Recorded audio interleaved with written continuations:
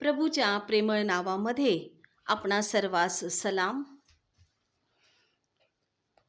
लूककृत शुभवर्तमान याचा 9वा अध्याय आणि 23वे वचन आहे.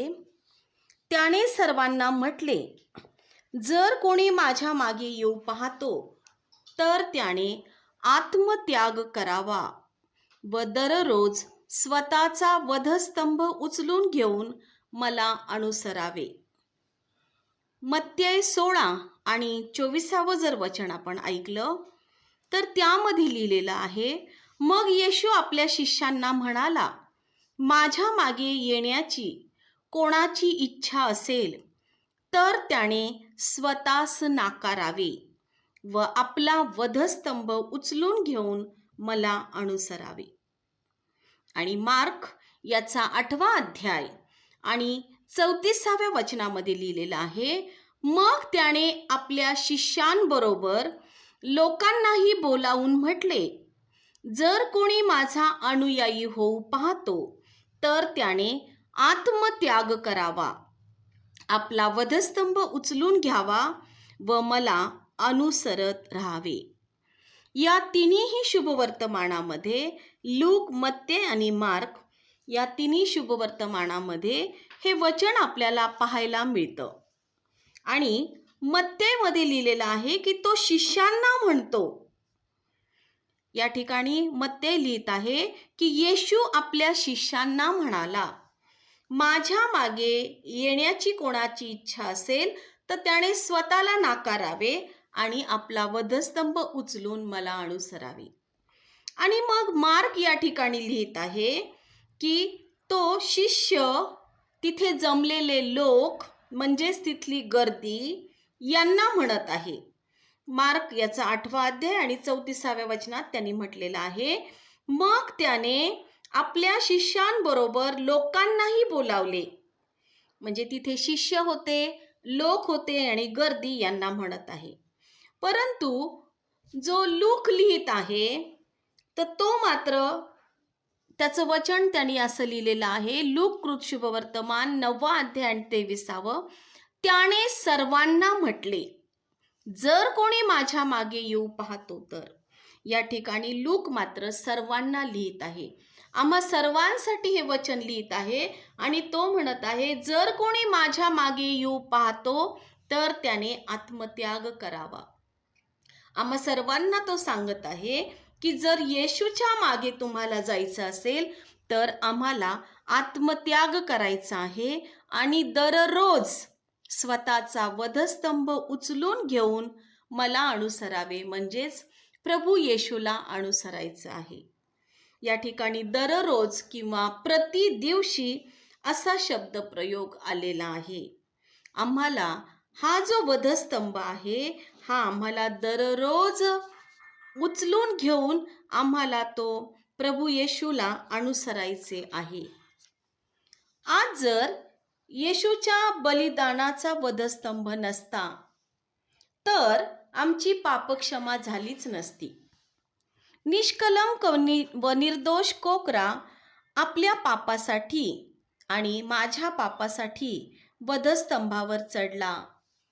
त्याने स्वदेह स्वरक्त आमच्यासाठी अर्पण करून स्वर्गाचा मार्ग, सार्वकालिक जीवन आम्हाला दिलेलं आहे. जर येशू ख्रिस्त या क्रुसावर चढला नसता प्रियांनो, आणि एवढं महान बलिदान जर त्याने केलं नसतं तर आम्हाला हे नवीन जीवन मिळालेच नसते किंवा आम्हाला सार्वकालिक जीवन मिळालेच नसते. आणि म्हणून लूककृत शुभवर्तमानामध्ये आम्हाला सांगितलेलं आहे की आम्हाला प्रति दिवशी आमचा वधस्तंभ वाहायचा आहे. प्रति दिवशी म्हणजे दररोज. आणि आम्हाला स्वतःला नाकारायचं आहे. जर आम्हाला प्रभूचं शिष्य व्हायचं असेल तर सर्वात प्रथम आम्हाला स्वतःचा त्याग करायचा आहे आणि मग तो वधस्तंभ उचलायचा आहे आणि मग प्रभू येशूला अनुसरायचे आहे. स्वतःचा त्याग करणे म्हणजे परमेश्वराच्या पूर्ण नियंत्रणाखाली आम्ही असणे. म्हणजेच स्वतःला, मग स्वतःवर काहीच हक्क नाही. आमच्या जीवनावर जो हक्क आहे तो सर्व हक्क परमेश्वराच्या हातात देणे आणि परमेश्वराच्या पूर्ण नियंत्रणाखाली आमचं जीवन आम्ही जगणे, त्यालाच म्हटलेलं आहे स्वतःचा त्याग करणे. आणि वधस्तंभ उचलणे म्हणजे काय, की जो क्रॉस आहे लाकडाचा तो उचलून आम्हाला त्याच्या मागे चालायचं नाहीये. तर येशू ख्रिस्ताने जी लज्जा, दुःख, निंदा सहन केलेली आहे, आम्हाला देखील ते दुःख, ती निंदा आम्हाला सहन करायची आहे. आणि आम्हाला त्याच्यासाठी रक्त साक्षी होणे गरजेचं आहे, किंवा आमच्यामधला जे पाप आहे त्या पापाला मारणे म्हणजेच प्रभू येशू ख्रिस्ताला अनुसरायचं आहे. ज्याप्रमाणे प्रभूच्या ठाई लीनता होती, दारिद्र्य होतं, जो कळवळा होता, प्रभूच्या ठाई जी प्रीती होती, कृपा होती, हे सर्व दैवी गुण अंगीकारणे आणि ते आमच्या जीवनामध्ये आणणे. आमच्यामधला जो जुना मनुष्य आहे तो जुना मनुष्य आम्ही मारून टाकणे आणि असा वधस्तंभ घेऊन आम्हाला येशूच्या मागे चालायचं आहे. आम्हाला जो वधस्तंभ उचलून त्याच्या मागे चालायचं आहे, त्या वेळेस आमच्यामध्ये नम्रता असणं अतिशय गरजेचं आहे. त्या ठिकाणी आम्ही नम्र झालो पाहिजे. जेव्हा आम्ही क्रूस घेऊन चालताना नक्कीच आम्ही वाकून चालणार, म्हणजेच आम्ही नम्र होणार. ज्या वेळेस एखाद्याच्या वधस्तंभ पाठीवर किंवा खांद्यावर जर वधस्तंभ असेल तर तो वधस्तंभ जड असतो, त्याचं वजन खूप असतं आणि तो घेऊन चालत असताना निश्चितच कोणताही मनुष्य वाकून चालणार. आणि ते जे प्रतीक आहे ते नम्रतेचं प्रतीक आहे. मग वधस्तंभ म्हणजे काय, तर केवळ लाकडाचा आडवा आणि उभा खांब आहे काय? जो अट्टल गुन्हेगार होता त्याचे हाल हाल करून त्याला ठार मारण्याची ती रोमन लोकांची पद्धत होती, की जो कोणी गुन्हेगार असेल, अट्टल गुन्हेगार असेल, अशा व्यक्तीला मारण्यासाठी वधस्तंभावर टांगून मारलं जायचं. आणि ही जी पद्धत होती ही रोमी लोकांची ही पद्धत होती आणि हा एक त्यांना मारण्याचा शिक्षेचा प्रकार होता. येशू ख्रिस्ताच्या जेव्हा वधस्तंभाविषयी आम्ही बोलतो तेव्हा आम्ही क्रूसावरील त्याच्या मरणाविषयी सांगतो. येशू ख्रिस्त हा कोणताही गुन्हेगार नव्हता, तरी देखील तो आमच्या पापासाठी त्या वधस्तंभावर मारला गेलेला आहे. आणि यशया संदेश आम्हाला 53व्या अध्यायामध्ये सांगतो. आणि हे भविष्य जे आहे ते त्या भविष्यामध्ये तो लिहित आहे. यशया 53 याचा 5वं वचन आहे, खरे पाहिले असता तो आमच्या अपराधांमुळे घायाळ झाला, आमच्या दुष्कर्मांमुळे ठेचला गेला, आम्हास शांती देणारी अशी शिक्षा त्यास झाली, त्यास बसलेल्या फटक्यांनी आम्हाला आरोग्य प्राप्त झाले. ज्याला पापच माहीत नव्हतं आणि जो आमच्यासाठी पाप असा झाला, तो प्रभू येशू, त्याच्याद्वारे आम्हाला देवाचे नीतिमत्व प्राप्त व्हावे म्हणून त्याने कधीच पाप केलं नव्हतं, तरी देखील तो आमच्या पापासाठी त्या वधस्तंभावर मरण पावलेला आहे. आणि त्या प्रभूसाठी आम्हाला नम्र होणं अतिशय गरजेचं असं आहे.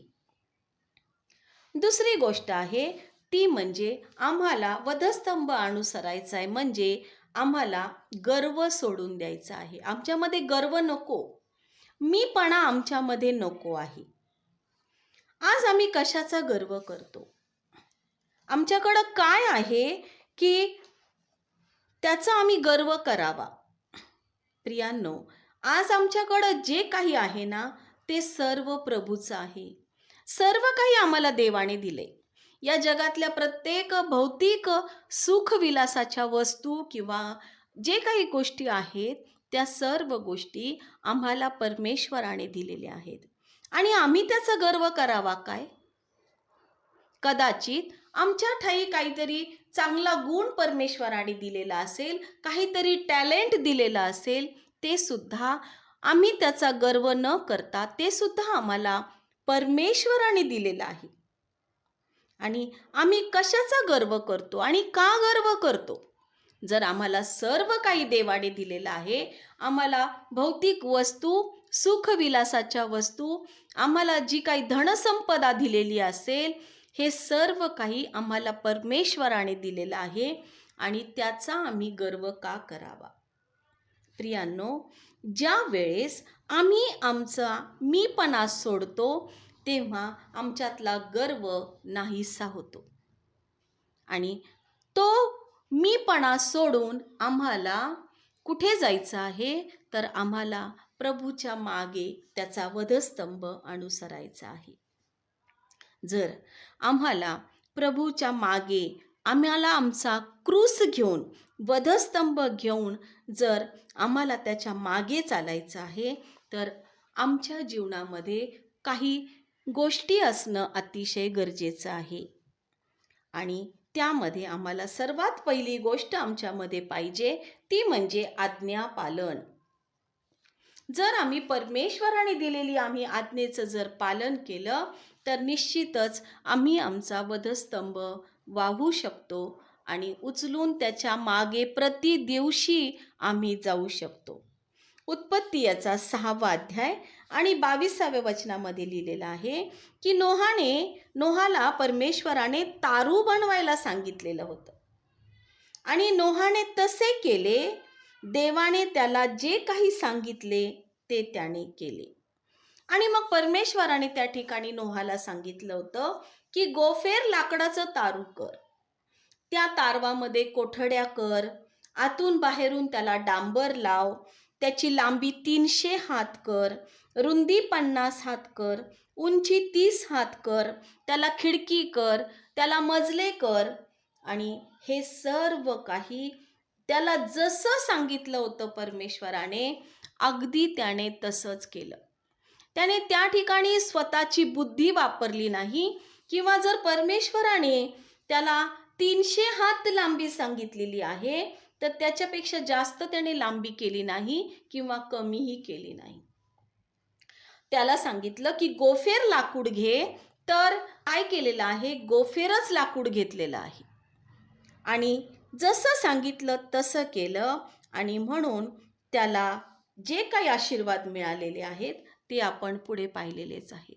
जलप्रलय झाला, सर्व काही पाण्यामध्ये त्याचा नाश झाला, परंतु नोहा आणि त्याचं कुटुंब वाचलेलं आहे. म्हणून प्रियांनो, जर आम्ही देवाचं आज्ञापालन केलं तर आम्हाला जीवन मिळते आणि जे जीवन नोहाला मिळालं ते आपण पाहिलेलं आहे. आम्ही सुद्धा आमच्या जीवनामध्ये देवाचं आज्ञापालन करणं अतिशय गरजेचं आहे. दुसरी गोष्ट आम्हाला करायची आहे ती म्हणजे त्याग करणे किंवा बलिदान करणे. उत्पत्ती याचा 22वा अध्याय आणि 6, 7, 8 या वचनामध्ये सांगितलेलं आहे की अब्राहमाने इसहाकाचं बलिदान करण्यासाठी तो त्याला घेऊन गेलेला आहे आणि परमेश्वराने सांगितलं होतं की तुझा जो एकुलता एक पुत्र आहे अब्राहम, त्याचं बलिदान तू कर, त्याचं होमार्पण कर. आणि मग सकाळीच अब्राहम उठला आणि होमार्पणासाठी त्याने लाकडे घेतली आणि आपला पुत्र इसहाक याला घेऊन ते होमार्पण करण्यासाठी तो निघालेला आहे. आणि ज्या वेळेस तो त्या ठिकाणी इसहाकाला त्या लाकडांवर झोपवतो आणि जेव्हा सुरा हातामध्ये घेतो तेव्हा इसहाक आपला बाप अब्राहम याला म्हणत आहे की बाबा. आणि मग तो म्हणाला, काय म्हणतोस बाळा? त्याने म्हटले की विस्तव आणि लाकडे आहेत, पण होमार्पणासाठी कोकरू कोठे आहे? आणि मग अब्राहम म्हणत आहे की बाळा, देव स्वतः होमार्पणासाठी कोकरू पाहून देईल. किती मोठं बलिदान करायला अब्राहम निघालेला होता, परंतु परमेश्वराने त्या ठिकाणी त्याला इसहाकाचं बलिदान त्या ठिकाणी होऊ न देता त्या ठिकाणी एक प्राणी त्या ठिकाणी परमेश्वराने पाठवलेला आहे. आपण पाहतो की जेव्हा आम्हाला प्रभूचा वधस्तंभ अनुसरायचा आहे, त्यामध्ये आम्हाला त्याग करणं किंवा बलिदान करणं अतिशय गरजेचं आहे.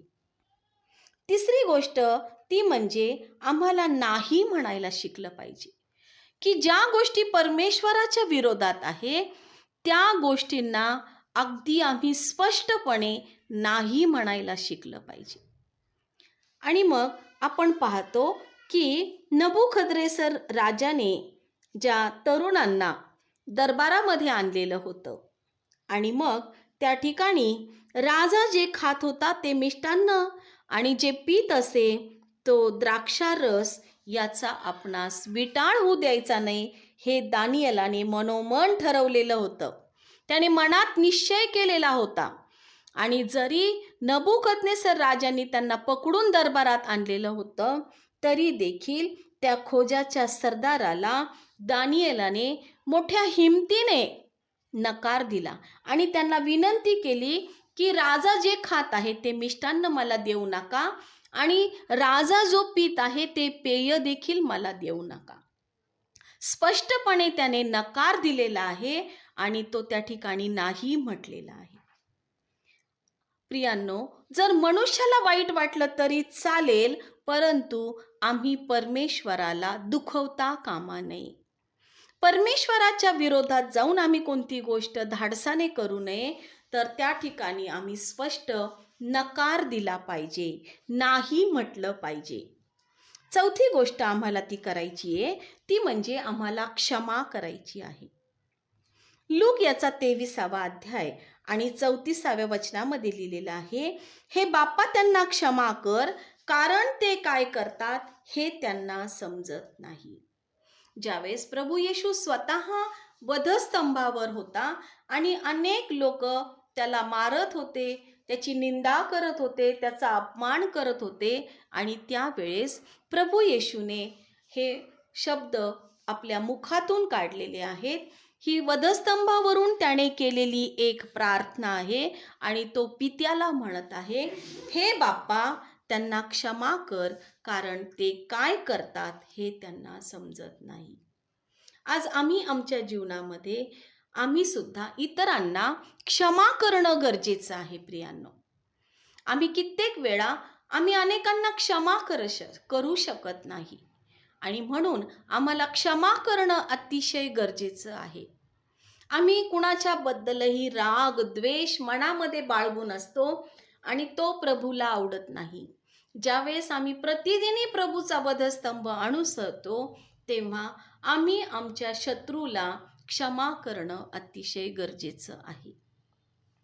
आणि पाचवी गोष्ट आम्हाला करायची ती म्हणजे आम्हाला प्रार्थना करणं गरजेचं आहे. आम्ही नेहमीच आमच्या स्वतःसाठी आमच्या कुटुंबासाठी आम्ही नेहमीच प्रार्थना करतो, परंतु आम्हाला इतरांसाठी प्रार्थना करणं गरजेचं आहे. आमच्या देशासाठी प्रार्थना करणं गरजेचं आहे. आणि म्हणून याबेस याने जी इस्रायलाच्या देवाजवळ जी प्रार्थना केलेली आहे, पहिले इतिहास याचा 4था अध्याय आणि 9व्या आणि 10व्या वचनामध्ये ही प्रार्थना आहे.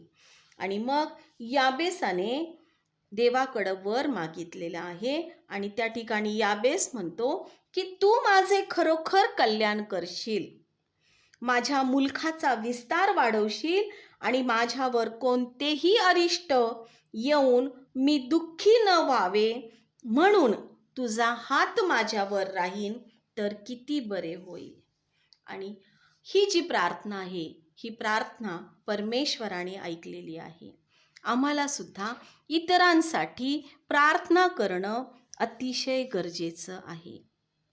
योहान कृत शुभवर्तमान याचा 19वा अध्याय आणि 17 आणि 18 वचनामध्ये लिहिलेलं आहे, मग त्यांनी येशूला आपल्या ताब्यात घेतले आणि तो आपला वधस्तंभ स्वतः वाहत कवटीचे स्थान म्हटलेल्या जागी गेला.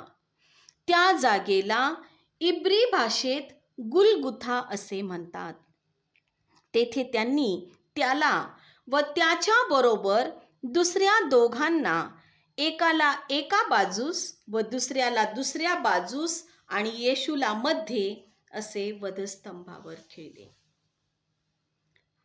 त्या गुलगुथा म्हटलेल्या ठिकाणी येशू ख्रिस्त कवटीचं स्थान त्याला म्हटलेलं आहे. त्या ठिकाणी 3 क्रॉस होते प्रियांनो, 3 वधस्तंभ होते. मध्यभागी प्रभू येशूला त्या ठिकाणी वधस्तंभावर खिळलेलं होतं आणि त्याच्या 2 बाजूला, डाव्या बाजूला 1 आणि उजव्या बाजूला 1 असे 2 वधस्तंभ होते. आणि त्या ठिकाणी 2 चोरांना ही वधस्तंभावरील मरणाची शिक्षा दिलेली होती प्रियांनो. आणि मग आपण पाहतो की हे जे 3 क्रॉस होते, मधी प्रभू येशू होता आणि 2 बाजूला 2 चोर होते. तर हे जे 2 क्रॉस आहेत, ह्या इकडचा जो 1 क्रॉस आहे त्याच्यातला तो आहे नकाराचा क्रॉस. त्या चोराने टीका केलेली आहे आणि म्हणून त्या वधस्तंभाला नकाराचा वधस्तंभ असं म्हटलं जाते. तो काय म्हणत आहे? तो चोर प्रभू येशूला म्हणत आहे, जर तू ख्रिस्त आहेस तर स्वतःला वाचव आणि आम्हालाही वाचव. तो जो चोर होता, तो गुन्हेगार होता, तो त्याच्या पापातच कठोर राहिलेला आपल्याला पाहायला मिळतो. आयुष्याचे अगदी शेवटचे तास त्याचे राहिलेले होते आणि त्यानंतर त्याचं मरण हे अटळ होतं आणि ते मरण समोर असताना देखील त्या चोराला आपल्या कृत्याबद्दल काहीही पश्चाताप नव्हता आणि उलट तो त्या शब्दाद्वारे, आपल्या शब्दाद्वारे तो परमेश्वराची निंदा करत आहे. त्याला प्रभू येशू तारण देत होता, परंतु ते तारण देखील त्याने नाकारलेलं आहे. पश्चाताप न करणाऱ्या चोराप्रमाणेच आपल्या पापामुळे आपल्याला मृत्यूदंड दिला जातो याची जाणीव त्याला झालेली नाही आणि पापाचं वेतन हे मरण आहे. जे येशू ख्रिस्ताला नाकारतात ते सर्व त्याच्याच पापात मरतील आणि अग्नीच्या सरोवरात देवाच्या न्यायदंडाखाली दुःख भोगतील. हा जो वधस्तंभ आहे हा नकाराचा वधस्तंभ आहे आणि दुसरा जो वधस्तंभ आहे तो पश्चातापाचा वधस्तंभ आहे.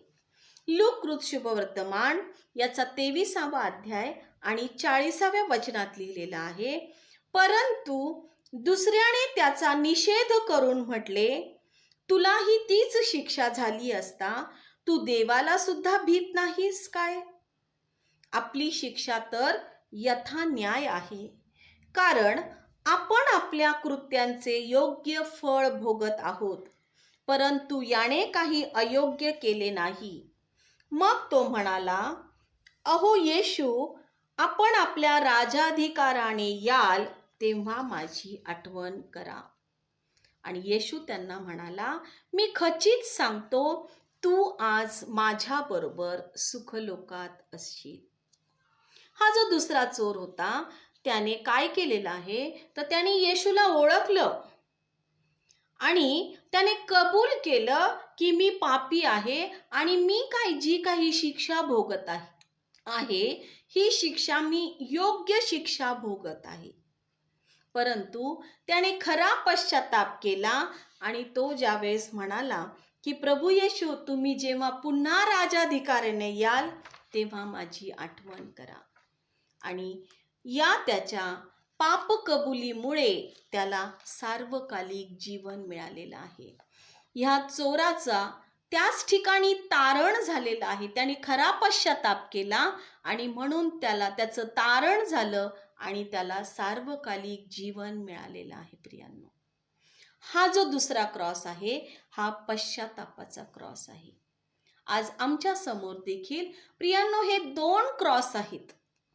एक नकाराचा क्रॉस आहे की प्रभू येशूला नाकारणे आणि दुसरा आहे की पश्चाताप करून त्याच्या चरणाजवळ जाणे. आज आम्हाला ठरवायचं आहे की आम्ही कोणता क्रूस घेऊन आम्ही प्रभूला दररोज वधस्तंभ घेऊन आम्ही अनुसरणार आहोत. प्रतिदिनी आम्ही आमचा क्रॉस घेऊन त्याच्या मागे चालणार आहोत. निश्चितच प्रियांनो, आम्हाला पश्चातापाचा क्रॉस घेऊन आम्हाला त्याच्या मागे चालायचं आहे.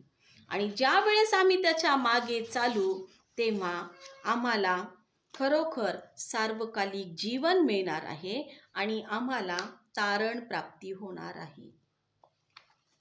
आपण पाहतो की द पॅशन ऑफ क्राइस्ट हा जो चित्रपट आहे, हा चित्रपट अनेकांनी पाहिलेला असेल. आणि या चित्रपटामध्ये जो अभिनेता आहे त्याचं नाव आहे जिम कॅव्हिजेल. या चित्रपटामध्ये त्याने येशूची व्यक्तिरेखा साकारलेली आहे. आणि तो स्वतः त्याच्या मुलाखतीमध्ये सांगतो की ज्या वेळेस मी या चित्रपटामध्ये येशूची व्यक्तिरेखा साकारली त्यावेळेस मला कशा प्रकारे वेदना झाल्या.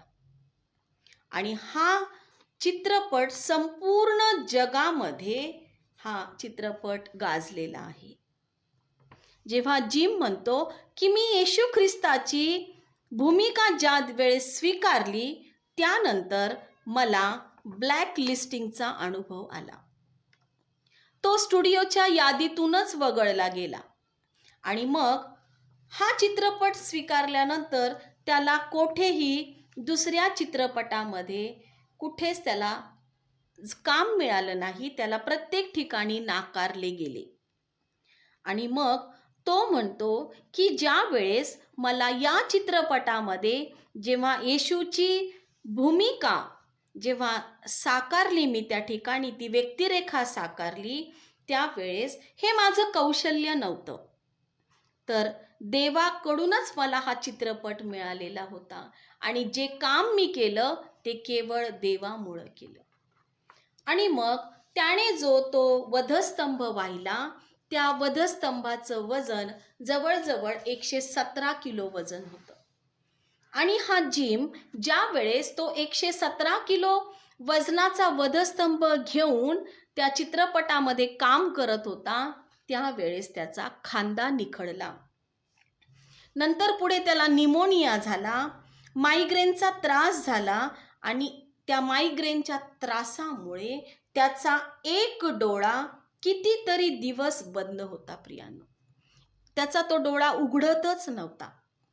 जेव्हा येशू ख्रिस्ताला ते फटके मारतात, तो सीन जेव्हा तो करत होता आणि त्यावेळेस त्याला 14 इंच लांबीची जखम त्याच्या पाठीवर झाली. जेव्हा वधस्तंभावरील 7 शब्दाचा हा शेवटचा जो चित्रपटाचा जो भाग आहे, त्या भागाचं चित्रीकरण करत असताना तेव्हा खूप मोठी वीज त्याच्या अंगावर पडली. जेव्हा तुम्ही देवासाठी उभे राहता तेव्हा शत्रूच्या विरोधाची अपेक्षा करा, असं जिम स्वतः त्याच्या मुलाखतीत सांगत आहे. परंतु प्रियांनो, ज्या वेळेस हा चित्रपट सगळीकडे आला, द पॅशन ऑफ क्राइस्ट, तेव्हा खूप लोकांचं तारण झालं. तो चित्रपट आपण पाहताना आपल्याला खूप त्रास होतो प्रियांनो. आपल्या डोळ्यातून अश्रू येतात, कारण ते वधस्तंभावर जेव्हा येशूला मारतायत, तो जो सीन तेव्हा तिथे दाखवतात, त्यावेळेस ते आपल्याला असह्य होतं, आपलं अंतःकरण तुटतं. आणि खरोखर हा चित्रपट पाहून अनेक लोकांचं तारण झालेलं आहे. जेव्हा फक्त चित्रपटासाठी त्याने जेव्हा हे काम केलं तेव्हा त्याला कितीतरी अडचणींना तोंड द्यावं लागलं प्रियांनो. परंतु कित्येक लोकांचं त्या ठिकाणी तारण झालं आणि अनेक जणांची नैराश्यातून आणि वाईट विचारातून, आत्मघाती विचारातून सुटका झालेली आहे. आज आम्हाला आमच्या समोर वचन आहे की प्रतिदिनी तुम्ही तुमचं वधस्तंभ अनुसरायचं आहे. आणि जर कोणी माझ्या मागे येऊ पाहतो तर त्याने आत्मत्याग करावा व दररोज स्वतःचा वधस्तंभ उचलून मला अनुसरावे. देवबाप करो, आपल्याला देखील आपला रोजचा वधस्तंभ अनुसरण्यास प्रभूने सहाय्य पुरवावे. म्हणून आपण त्याच्या चरणाजवळ जाऊ आणि खरोखर तो वधस्तंभ आम्हाला दररोज प्रतिदिनी घेऊन आम्हाला प्रभूच्या मागे चालण्यास परमेश्वर सहाय्य करो. सर्व गौरव प्रभू येशूला. आमेन. आमेन.